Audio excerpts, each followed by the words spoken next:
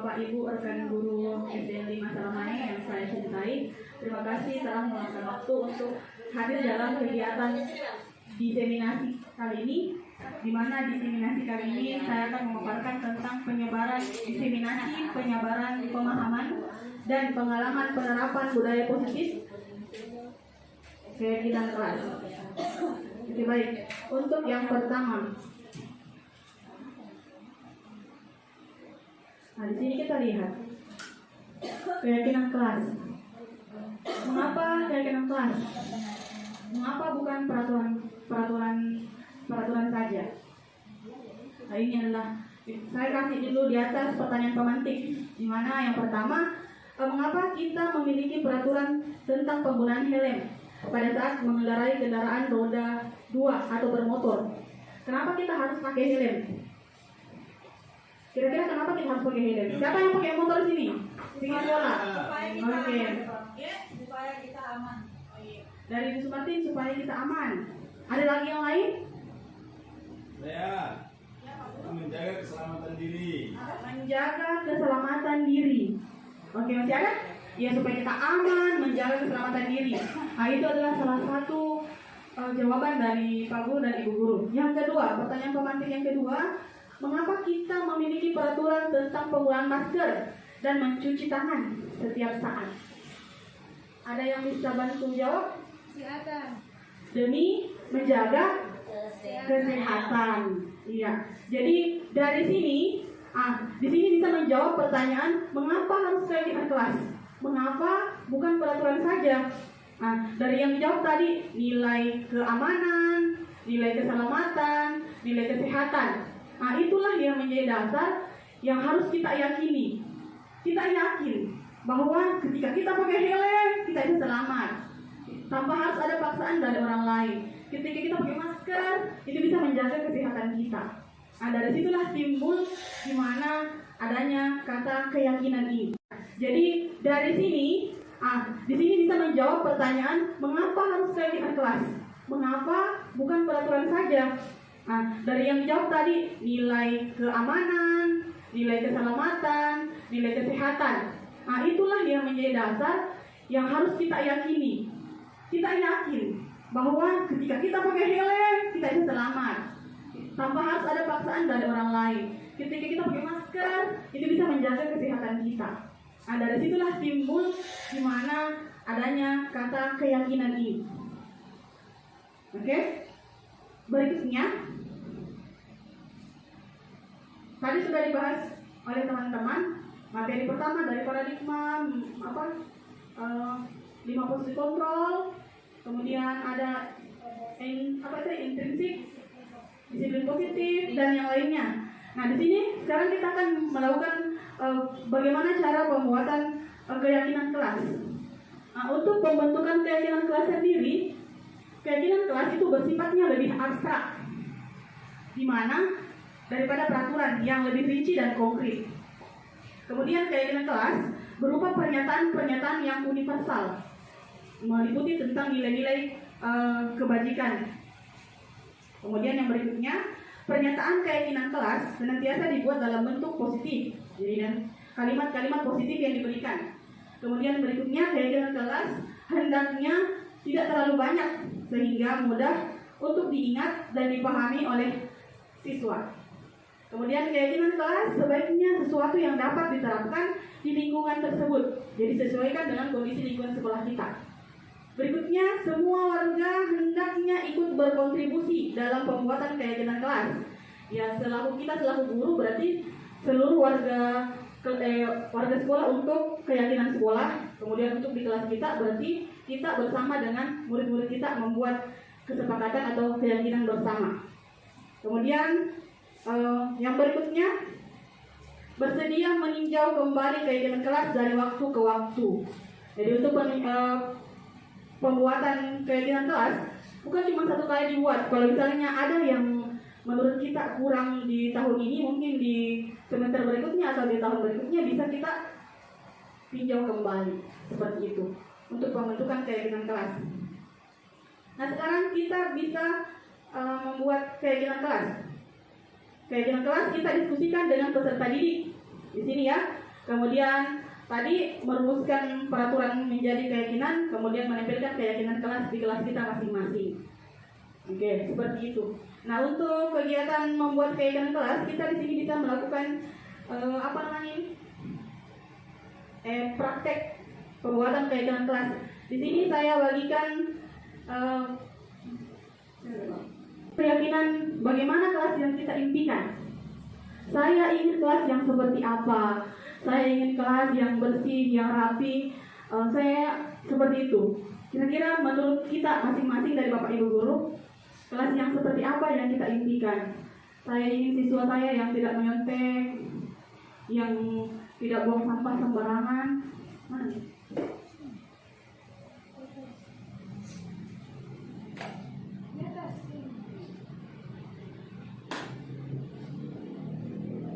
Bisa mungkin diisi padletnya masing-masing supaya kita bisa lihat kira-kira apa sih yang Bapak Ibu Guru inginkan dari kelasnya.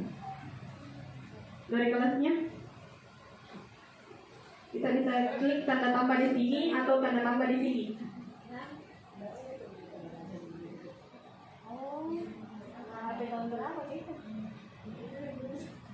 Saya memimpikan kelas yang selalu bersih dan rapi. Iya. Coba kita lihat. Silakan diketik Bapak Ibu. Ada yang masih tes-tes di atas? Bisa diketik Bu, bisa diketik di sini atau diketik di sini. Atau ada biasa kalau di HP biasa di bagian bawah diketik. Bisa tulis nama tak juga tidak apa-apa.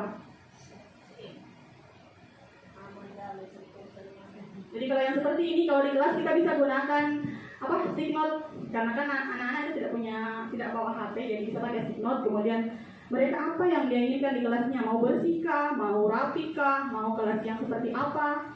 Jadi sesuai dengan keinginannya mereka. Mereka ingin kelas yang bebas main, silakan diisi.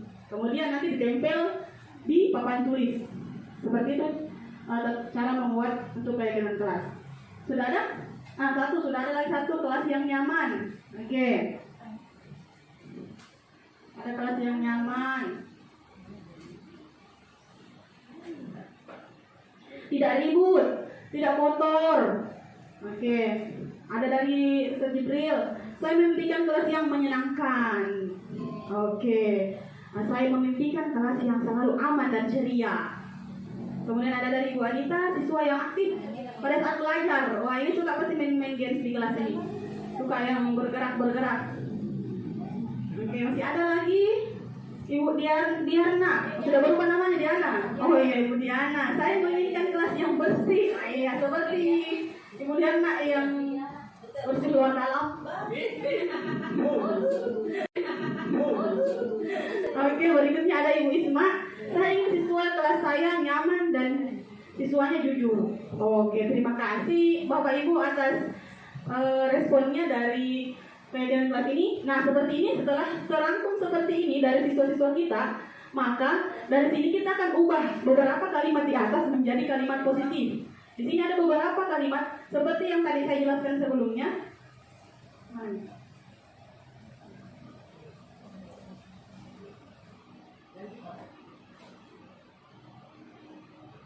Sini ya. Jadi setelah ada tadi yang dibuat ini, sudah dijawab sama teman-teman atau sama anak-anak, dikelompokkan kalimat-kalimat positif dari kata-kata dari yang telah dibuat tadi. Tadi ada kata tidak apa tadi kira-kira? Maksudnya tidak kotor. Ya, tidak ribut, tidak kotor. Di situ kita bisa ganti katanya. Kira-kira kata-kata positif dari kata tidak ribut dan tidak kotor apa? Kelas yang bersih dan nyaman. Kelas bersih Dan nyaman. Iya, kelas bersih dan nyaman. Kemudian ada tadi lagi. Apa tadi?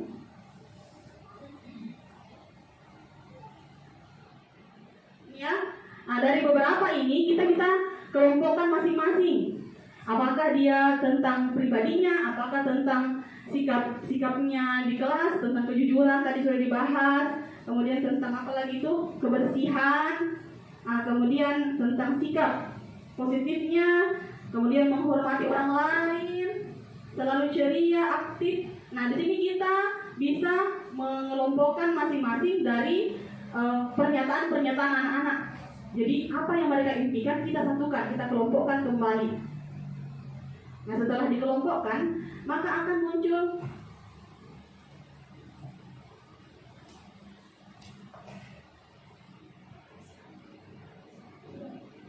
nih, kita rumuskan peraturan tersebut menjadi sebuah keyakinan kelas. Nah, kemudian hasilnya kita bisa lihat ini salah satu bentuk keyakinan kelas yang sudah saya lakukan di kelas. Setelah mereka kita merumuskan bersama keyakinan kelas apa, kelas yang seperti apa yang mereka impikan. Nah, di sini kita ditempel keyakinan kelasnya. Nah, contoh keyakinan kelas.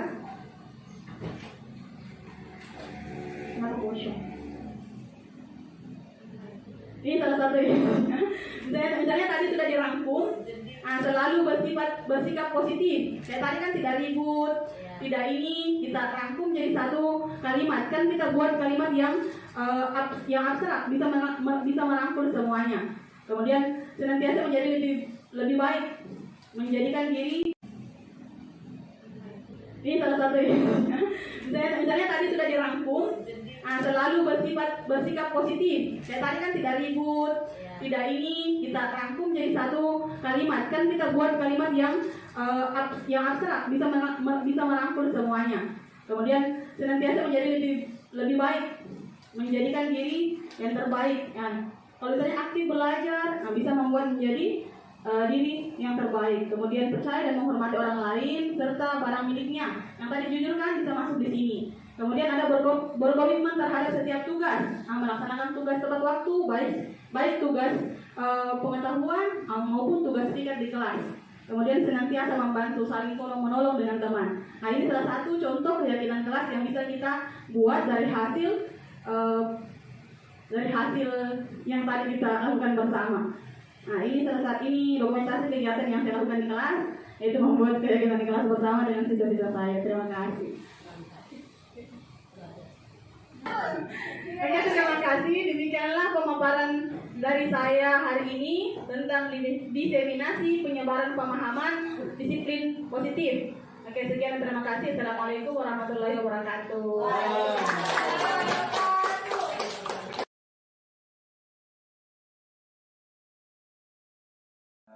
Rangkaian acara diseminasi budaya positif sekolah di tempat ini. Oleh itu kepada kita semua mohon untuk tenang sejenak. Terima kasih. Bismillahirrahmanirrahim. Assalamualaikum warahmatullahi wabarakatuh. Selamat siang, salam sejahtera untuk kita semua. Yang terhormat Kepala Sekolah SD Negeri 5 Salamae Kota. Oke, baik Bapak Ibu, untuk mengapresiasikan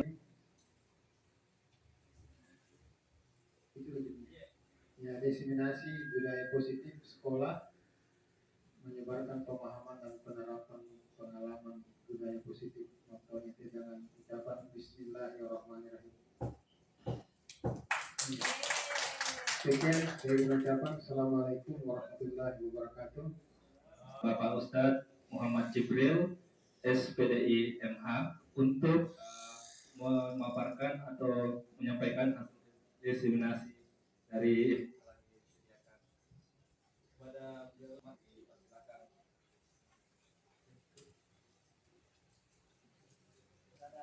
Ramadan abduhu wa rasuluhu la nabiyya ba'dah. Allahumma salli wa sallim wa barik ala sayyidina wa maulana Muhammadin wa ala alihi wa sahbihi ajma'in. Amma ba'd. Rabbi shrah li sadri wa yassir li amri wa hlul 'uqdatam min lisani yafqahu qawli. Bapak Kepala Sekolah yang terhormat, rekan-rekan guru sekalian yang sama-sama berbahagia. Alhamdulillah, terima kasih atas kesempatan yang diberikan untuk saya pada saat hari ini ya, untuk sedikit berbagi pengalaman ya pada teman-teman sekalian, bahwasanya yang berbicara tidak jauh lebih baik daripada yang mendengarkan, karena sifatnya kita ini adalah saling berbagi dan saling saya dapat tugas pembahasan tentang perubahan paradigma belajar. Ya. Saya berdiri, Bapak Ibu. Saya biasa berdiri jadi. Baik. Apa itu paradigma belajar? Ya, tentu ini adalah kalimat yang mungkin sering sudah kita dengarkan Bapak Ibu. Ya. Jadi pada dasarnya paradigma itu bisa jadi diartikan sebagai pandangan kita, pandangan. Jauh lebih kerennya adalah mindset. Ya. Ketika mindset kita sama, ya, dan memiliki visi misi yang sama, tentu ketercapaian visi misi itu akan terwujud dengan maksimal. Ya.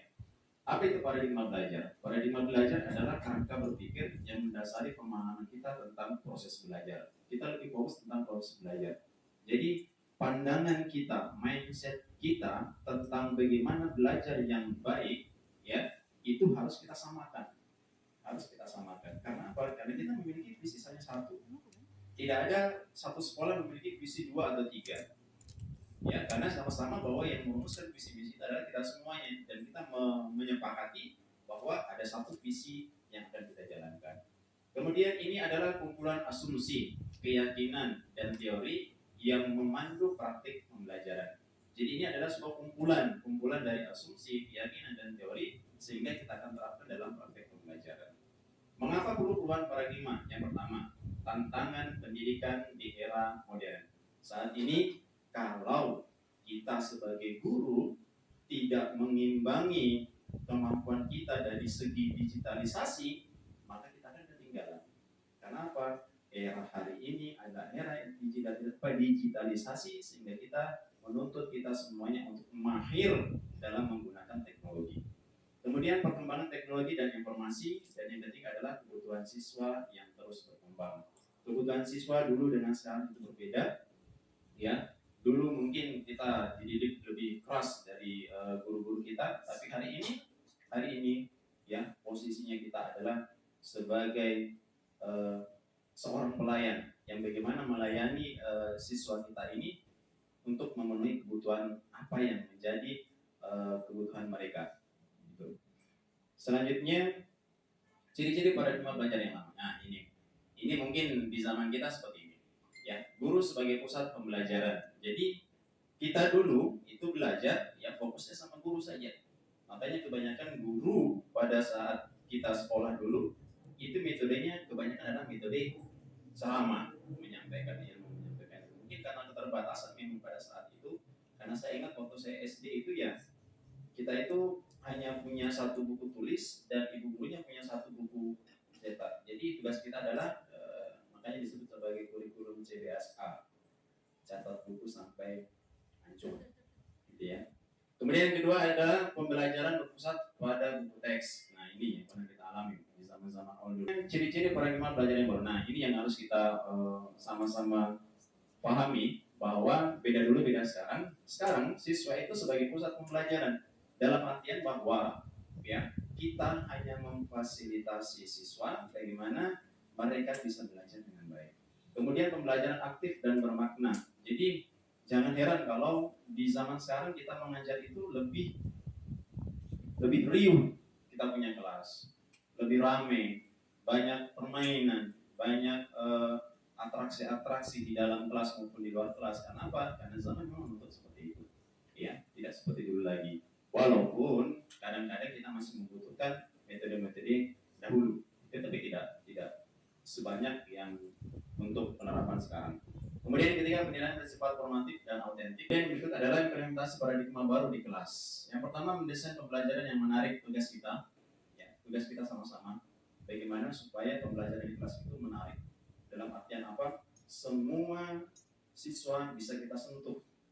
Ya, mereka aktif, mereka antusias, ya, mereka ikut serta dalam proses pembelajaran sehingga pencapaian pembelajaran itu bisa dicapai. Solusi, ya, tantangannya dan solusinya. Tantangannya apa? Yang pertama, kurangnya motivasi belajar siswa. Ini tentu setiap dari kita pernah menemukan siswa kita yang mungkin ogah-ogahan belajar, yang kurang motivasinya. Jadi ini tantangan kita ke depannya. Keterbatasan akses terhadap teknologi dan sumber belajar. Masih kita temukan anak-anak kita ya yang mungkin fasilitas belajarnya itu belum memadai, ya, seperti itu. Kurikulum yang terlalu padat dan kurang relevan. Ya, ini kurikulum berganti-ganti, yang satu belum selesai, belum kita pahami secara maksimal, sudah berganti kembali. Jadi ini adalah tantangan kita sebagai guru. Kemudian ketika kita berada dalam kelas, artinya bukan hanya guru saja yang aktif, tapi siswa-siswa kita berperan aktif juga di dalamnya, dan mereka tentunya merasa bahagia ketika mengajar. Terakhir, setiap manusia. Assalamualaikum warahmatullahi wabarakatuh.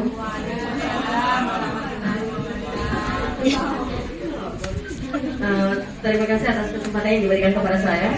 Tugas yang saya dapat untuk diseminasi budaya positif di sekolah yaitu tentang disiplin positif. Oke, baik.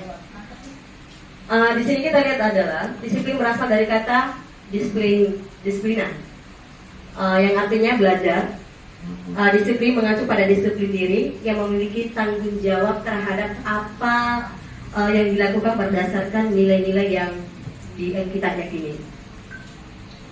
Berarti disiplin ini harus kita dari jati diri kita sendiri, kemudian kita terapkan kepada peserta didik kita untuk menjadi sampel atau contoh untuk mereka ke depannya. Kemudian di sini kita lihat bahwa disiplin positif itu merupakan salah satu cara penerapan disiplin yang bertujuan untuk menumbuhkan kesadaran serta memperdayakan peserta didik tanpa imbalan atau penghargaan, award, ancaman atau hukuman kepada peserta didik kita. Jadi kita sebagai pendidik itu jangan sekali-kali kita memberikan ancaman kepada peserta didik kita atau hukuman. Kalau perlunya kita rangkulah peserta didik kita dengan kata-kata yang manis, dengan perlakuan yang merasa dirinya untuk nyaman lah untuk dia dapat dari kita. Sebagai pendidik itu tujuan kita adalah menciptakan peserta didik yang memiliki disiplin diri, sehingga mereka berperilaku mengacu kepada nilai-nilai kebajikan universal dan memiliki motivasi intrinsik dalam perubahan perilaku ke arah yang lebih baik. Kita di sini lihat ya, disiplin positif adalah pendekatan pengasuhan yang bertujuan untuk membimbing anak agar berperilaku baik tanpa menggunakan hukuman fisik atau verbal. Fokusnya adalah pada membangun hubungan yang positif dengan anak, mengajar keterampilan sosial emosionalnya, dan membantu anak memahami konsekuensi alami dari tindakan mereka. Jadi kita sebagai pendidik di sini itu kita harus fokus ya, apa yang kita ajarkan kepada peserta didik kita itu harusnya kita jangan pernah menyakiti hatinya, jangan pernah melakukan dengan kekerasan atau bagaimana. Selanjutnya di sini kita lihat ada slide terakhir ya. Di sini ada contoh disiplin positif di sekolah yang saya terapkan. Ini cuma ada beberapa yang sampel saya perlihatkan. Itu salah satu pertama adalah tata terhadap aturan sekolah, yaitu datang tepat waktu. Yang itu harus kita tanamkan kepada peserta didik kita. Yang harus sampelnya itu adalah dari kita sebagai pendidik. Jadi kita sebagai pendidik itu harus kalau perlu kita memberikan contoh lah kepada peserta didik kita. Kalau perlu kita cepat datang, janganlah terlambat untuk datang ke sekolah. Kemudian berlaku sesuai dengan norma-norma yang berlaku di sekolah. Jadi kita memberikan contoh-contoh kepada peserta didik kita, norma kesopanan. Jadi kita memberikan perlakuan yang sesuai dengan kaidah-kaidah agama. Memberikan, kalau misalnya memberikan contoh kepada peserta didik kita, misalnya kalau menyapa guru harus mengucapkan salam, menggunakan 3S ya. Kemudian bagi siswa yang ada di dalam kelas itu melaksanakan piket. Itu salah satu, mereka bisa bertanggung jawab dengan apa tugas-tugas yang dilakukan. Kemudian yang terakhir itu mengerjakan tugas sekolah dan sebagainya. Jadi peserta didik kita itu kita arahkan bagaimana caranya mereka belajar bertanggung jawab untuk menyelesaikan tugas-tugas yang ada yang kita berikan kepada peserta didik kita. Terima kasih apa yang saya sampaikan pada siang hari ini, semoga ada bermanfaat bagi kita semua. Terima kasih untuk Ibu Guru Hebat SD 5 Salamae. Assalamualaikum warahmatullahi wabarakatuh.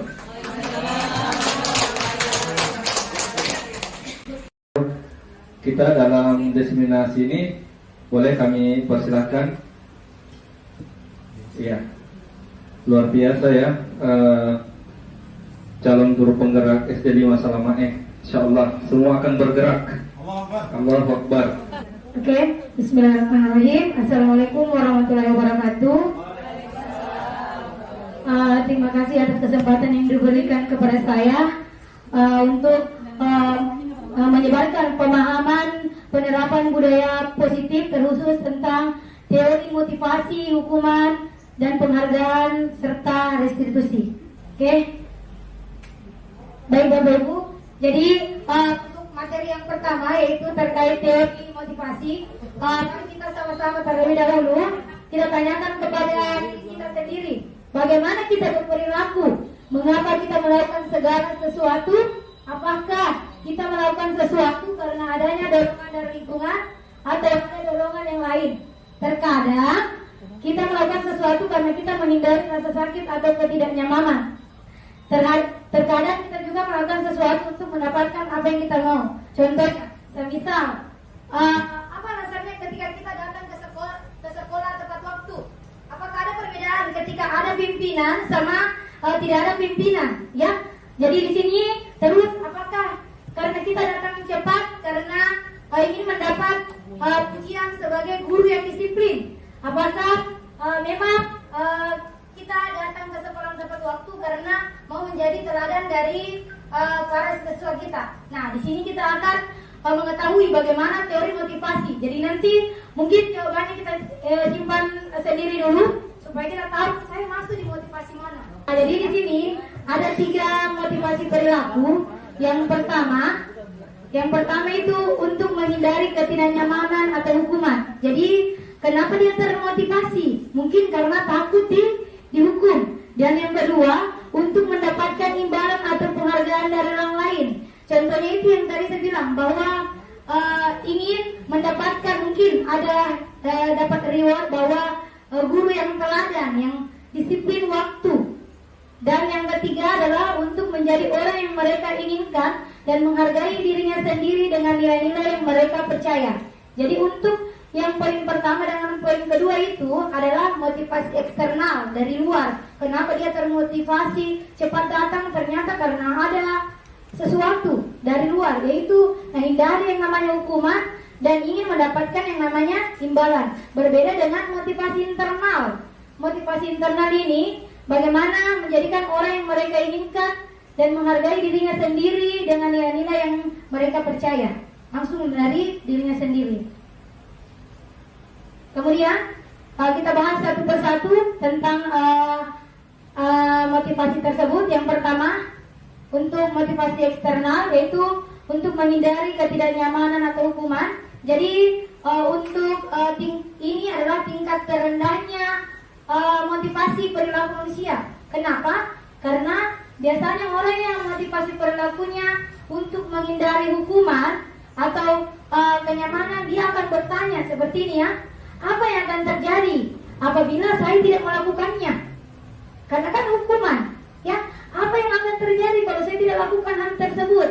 Nah, jadi sebenarnya mereka sedang menghindari yang namanya permasalahan yang mungkin muncul dan berpengaruh pada mereka secara fisik, fisiologi, maupun tidak terpenuhi kebutuhan mereka bila mereka tidak melakukan tindakan tersebut. Misalkan ditutup gerbang, kalau ini berarti dia untuk menghindari ketidaknyamanan atau hukumannya.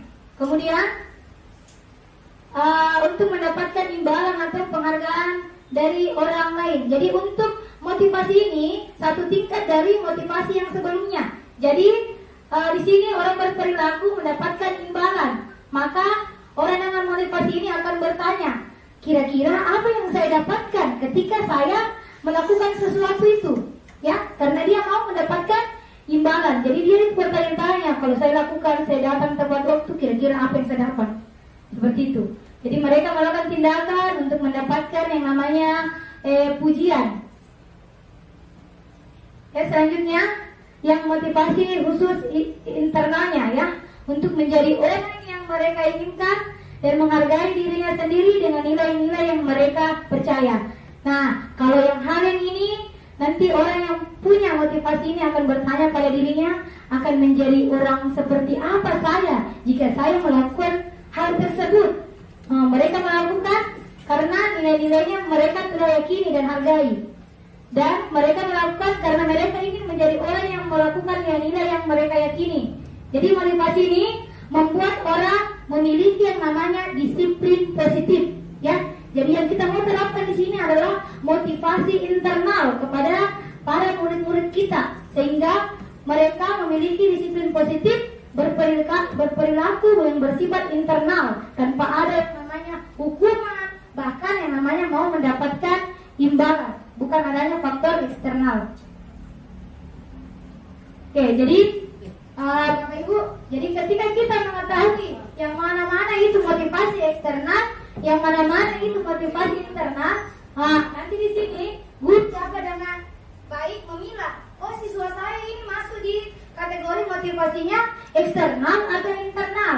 Jadi semisal begini, jika kita memilih untuk menghindari ketidaknyamanan, dia melakukan sesuatu karena takut dihukum, terus mau dapat imbalan dari gurunya. Nah di sini perannya guru harus berupaya untuk menumbuhkan yang namanya motivasi internal dalam dirinya siswa, yaitu menjadi orang yang mereka inginkan dan menghargai diri sendiri dengan nilai-nilai yang mereka percaya. Kenapa? Karena tujuannya ini kita mau membuat siswa kita menjadi disiplin positif, ya, menjadi disiplin positif.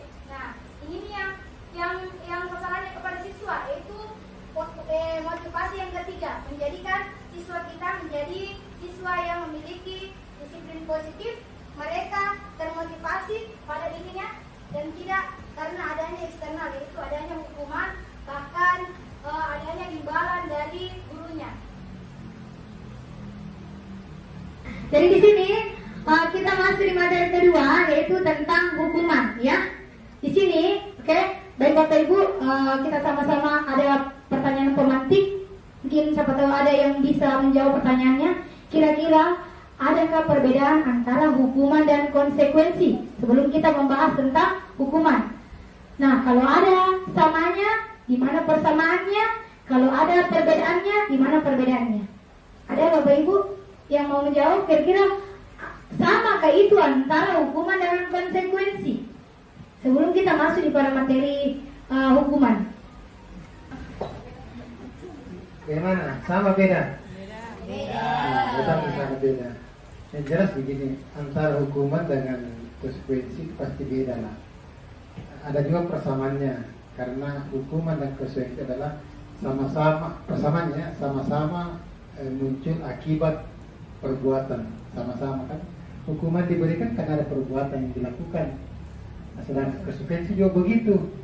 Dia juga menerima karena ada juga perbuatan yang dilakukan. Nah, tinggal perbedaannya di sini, kalau hukuman itu mengarah kepada sesuatu yang memberi efek jerahnya,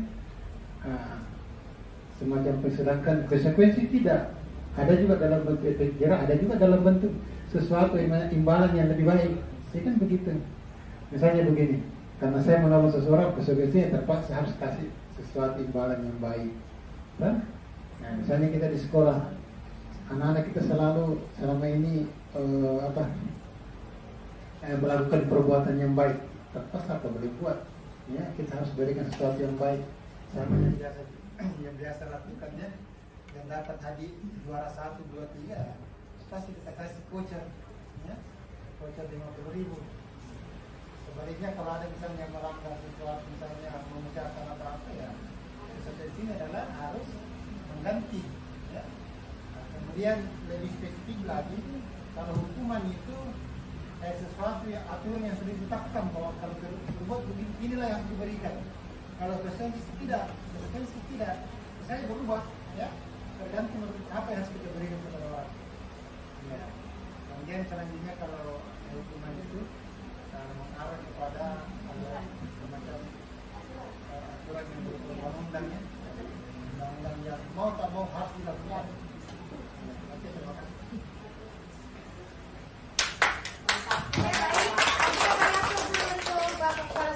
Jadi yang saya tangkap tadi ya, benar sekali bahwa kesamaannya itu ketika murid kita melakukan yang namanya suatu perbuatan, maka mereka akan mendapatkan hukuman ataupun konsekuensi. Nah, di sini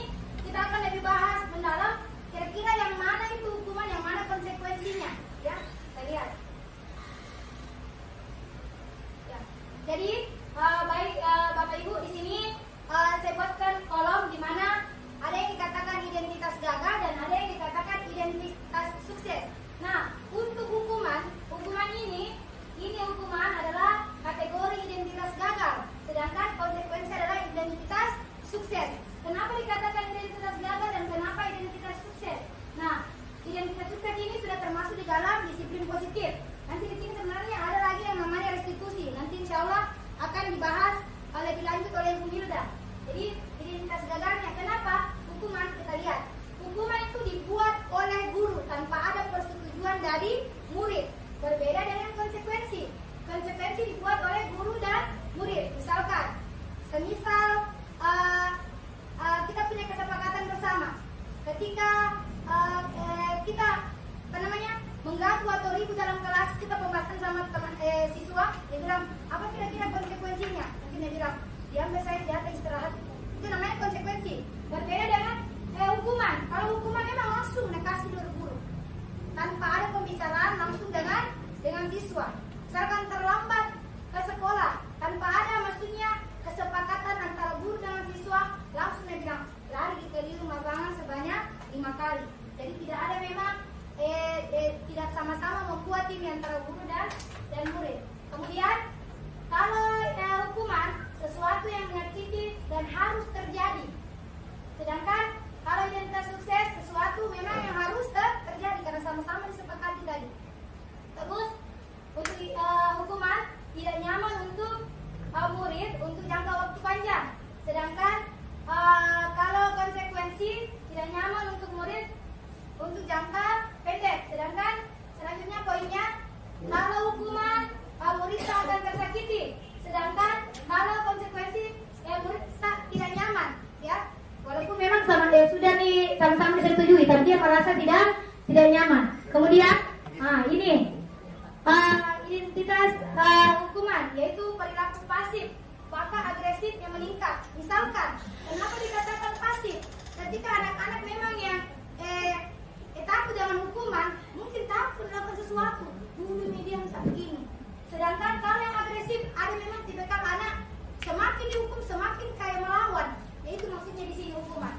Terus kalau konsekuensinya itu penguatan hanya bertahan dalam jangka waktu pendek. Kemudian sistem tidak akan berjalan bila murid tidak takut. Ya, kalau tidak takut itu murid, maka sistem hukuman ini tidak akan berjalan.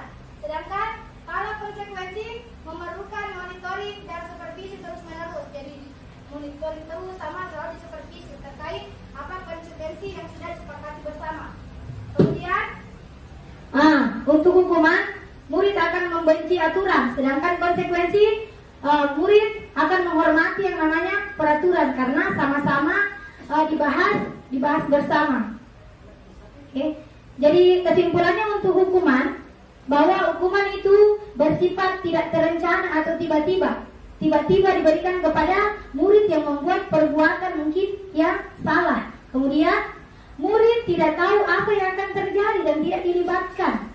Hukuman bersifat satu arah dari pihak guru yang memberikan, dan murid hanya menerima suatu hukuman tanpa melalui suatu kesepakatan ataupun pengarahan dari pihak guru, baik sebelum dan sesudahnya, serta ketika dia mendapatkan penghargaan. Yang keenam, mematikan kreativitas. Dan yang ketujuh, penghargaan mengukur. Dan yang paling terakhir, ini ya, perhatikan Bapak Ibu, yang paling saya tertarik karena di guru penggerak ada pertanyaannya, dan di poin 8 yang mana kalian paling tertarik? Ya ini apalagi untuk penghargaan mengukur. Kenapa?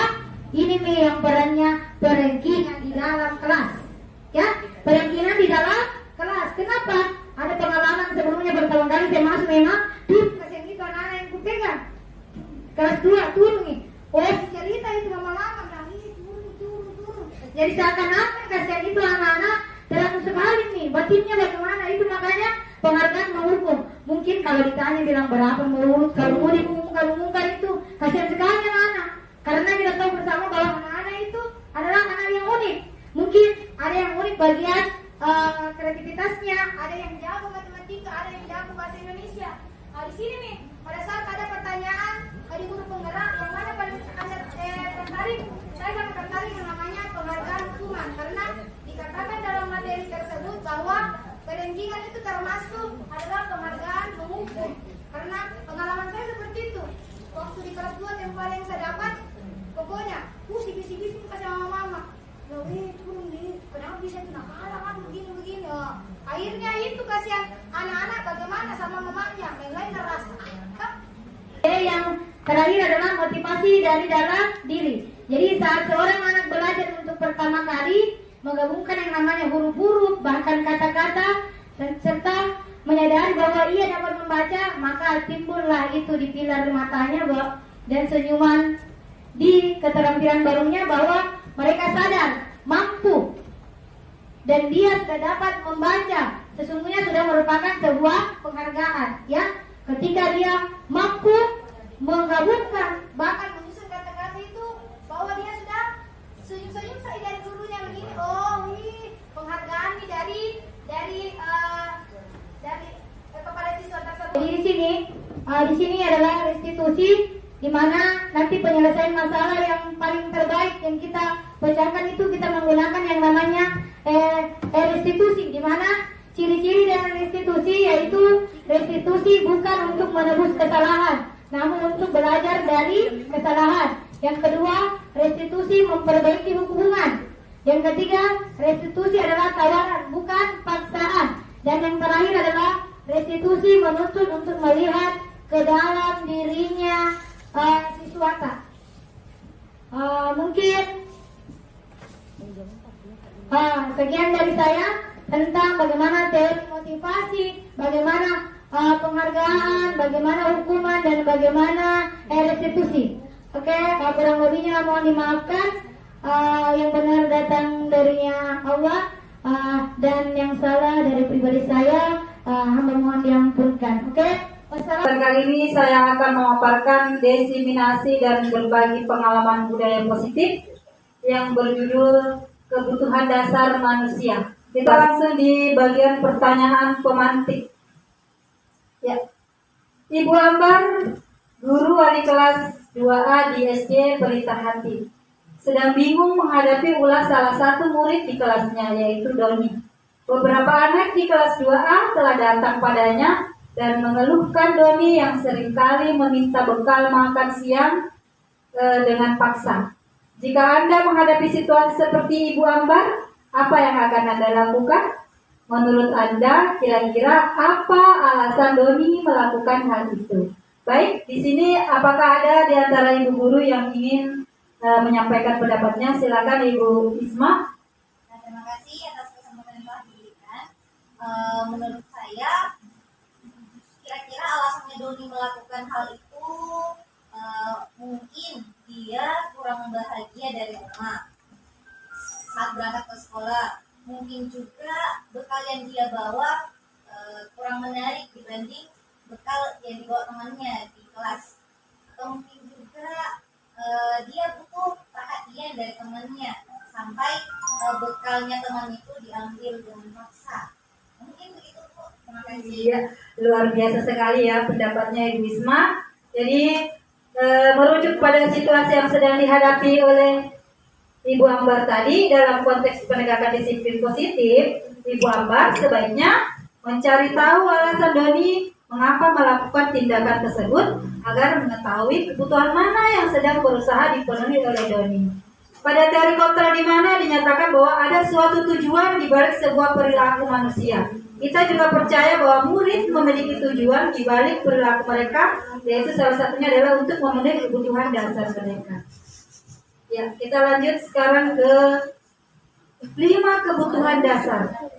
Jadi 5 kebutuhan dasar manusia yang harus dipenuhi. Dan di sini kita akan mencoba melengkapi kalimat di bawah ini. Ya. Sebelum saya jelaskan, kita akan melengkapi dulu kalimat di bawah ini. Kira-kira ada yang bisa melengkapi? Yang pertama, ya Bu Diana silakan. Kesenangan.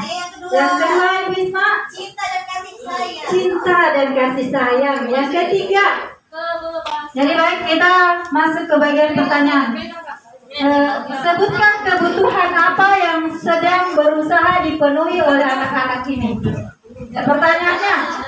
Pertanyaannya, jika seorang anak TKB selalu berlari keluar kelas menuju jalan raya di depan sekolah yang ramai dengan kendaraan, tingkahnya membuat guru Bu Ani bingung dan seringkali lari mengejarnya. Ada beberapa kemungkinan jawaban yang diberikan Bimo.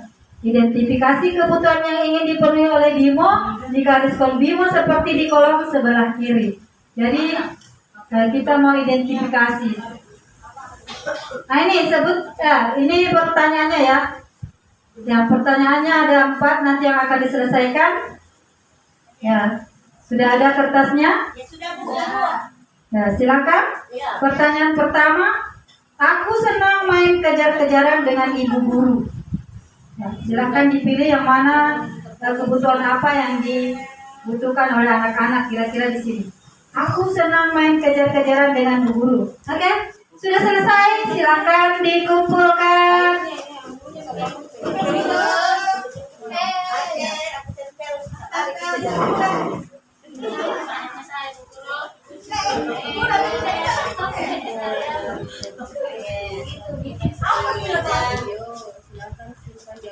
Oke, sudah selesai semua.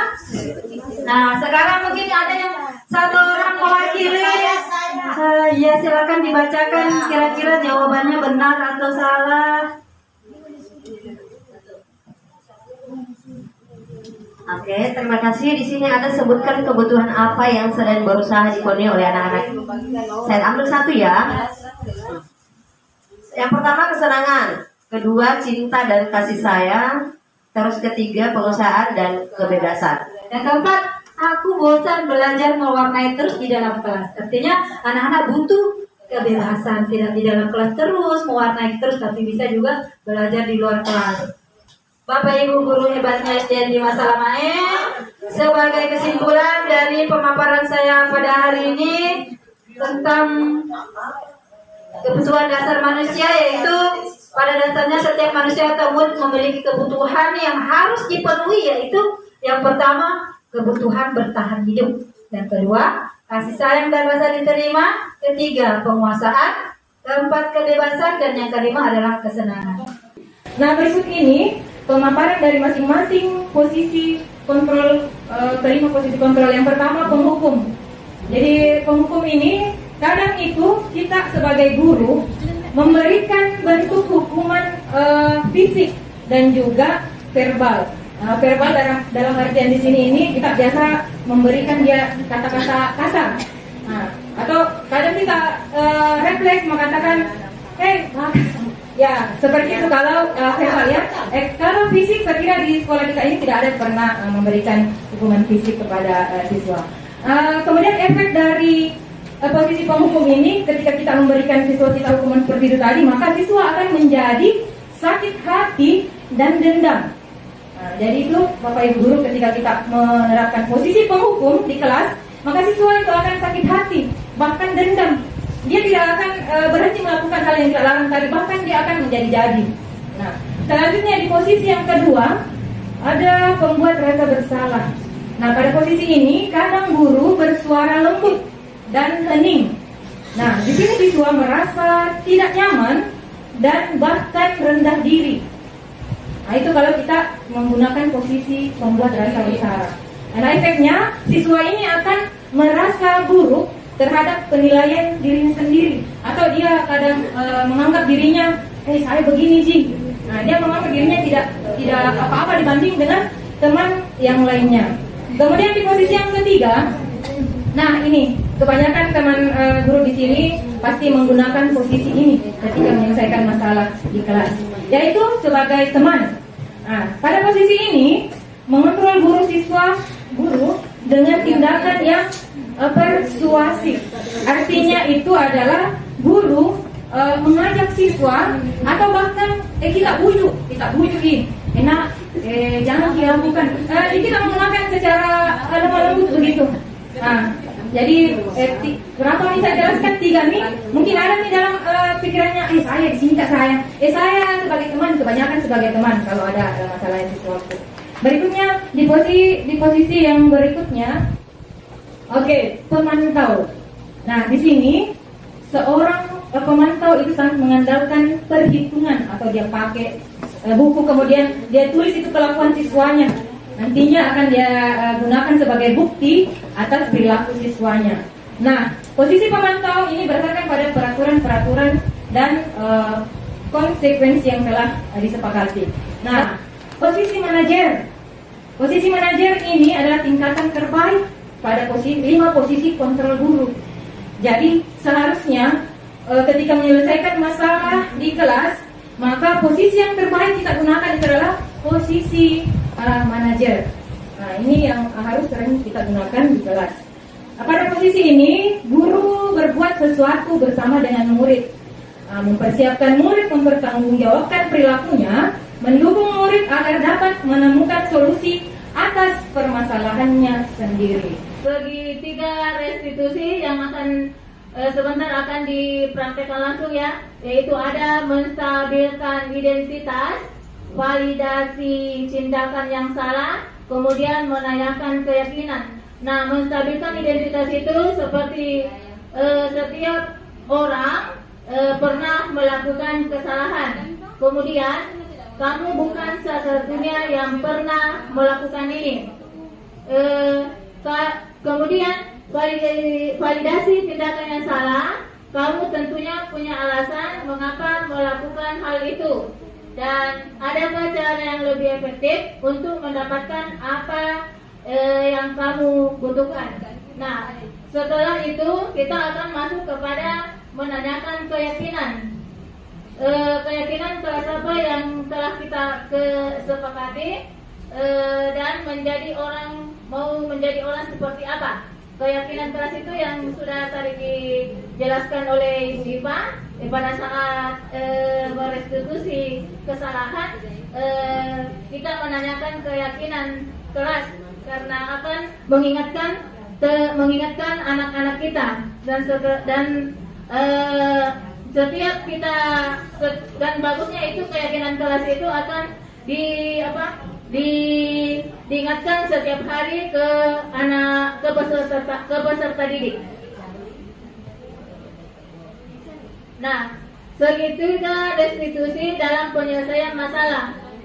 Guru yang berperan sebagai manajer menggunakan segitiga restitusi dalam penyelesaian masalah melalui 3 tahapan, yaitu menstabilkan identitas, validasi tindakan yang salah, dan menanyakan keyakinan.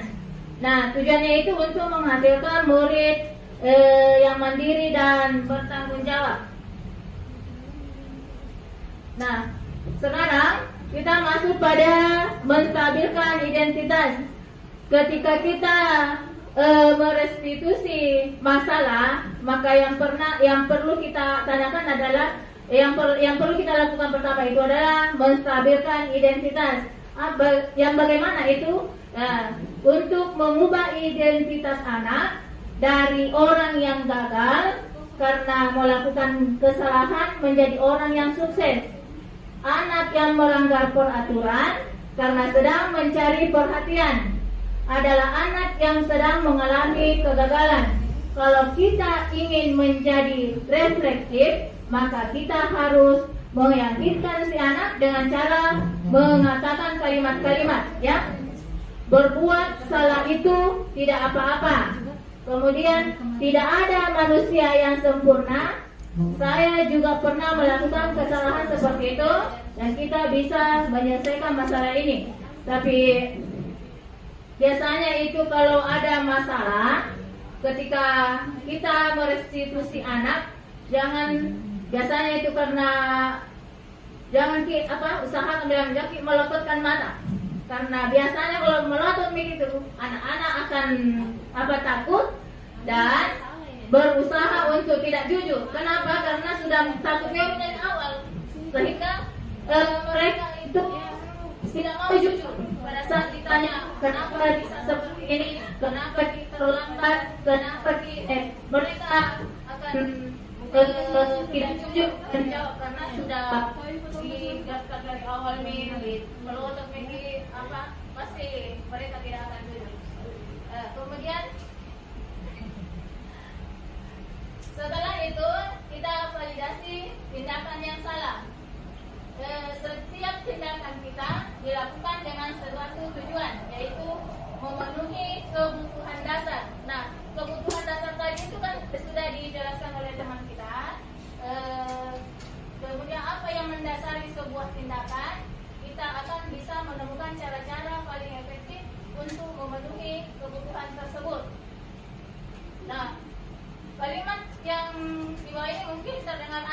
buat guru.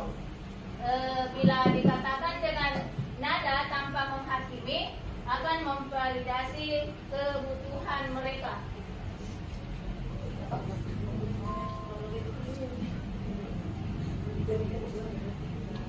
Nah, pertanyaan-pertanyaan itu seperti, padahal kamu bisa melakukan yang lebih buruk dari ini.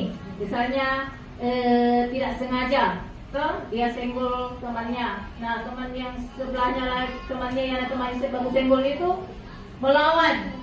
Apa kira-kira tindakannya? Kemudian kamu pasti punya alasan mengapa melakukan hal itu. Alasannya kenapa? Kamu patut bangga pada dirimu sendiri karena kamu melindungi sesuatu yang penting buatmu. Kamu boleh mempertahankan sikap itu, tapi kamu harus menambahkan sikap yang baru. Kemudian 3, menanyakan keyakinan. Menanyakan keyakinan, teori kontrolnya yaitu bahwa kita pada dasarnya termotivasi secara internal. Ketika identitas sukses telah tercapai, maksudnya langkah yang pertama tadi, dan tingkah laku yang salah telah divalidasi. Tahu nggak apa yang terjadi pada saat ini dulu di depan ibu guru? Apa? Saya datangnya terlambat. Kenapa bisa terlambat, Nak? Saya terlambat bangun. Kenapa bisa terlambat, Nak? Maksudnya biasanya tuh kalau anak sekolah itu harusnya cepat bangun pagi, terus kalau tidurnya itu juga harus cepat tidur supaya kita itu tidak terlambat ke sekolah. Nah, Tadi malam saya begadang main HP, serius sama teman main game FF. Masya Allah, luar biasa. Tepuk tangan dulu, Nak. Karena kenapa kesalahan apa? Dia main game apa? Main FF ya? Ibu guru tak bisa sebut karena FF apa? Ada itu yang main game, bicara-bicara orang. Oh iya. Bagus tidak yang seperti itu, Nak? Jadi harusnya kita sebagai anak sekolah, anak yang punya tanggung jawab untuk ke sekolah itu harus dilakukan tidak seperti itu. Jadi harusnya itu Ananda Irma kalau ke sekolah mau pagi-pagi ke sekolah harusnya pertama adalah tidur cepat waktu, kemudian bangun juga tepat waktu supaya kita tidak terlambat ke sekolah. Tahu tidak keyakinan kita sebelumnya? Apa keyakinan kita? Terus apa lagi?